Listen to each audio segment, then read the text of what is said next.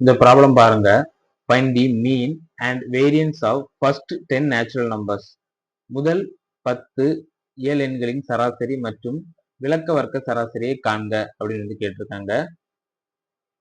இதோட ஃபார்முலா பார்க்கலாம். Mean of first 10 natural numbers பார்த்தீங்கன்னா n plus 1/2.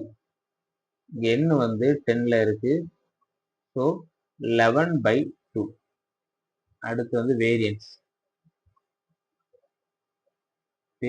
Of first 10 natural numbers n square minus 1/12.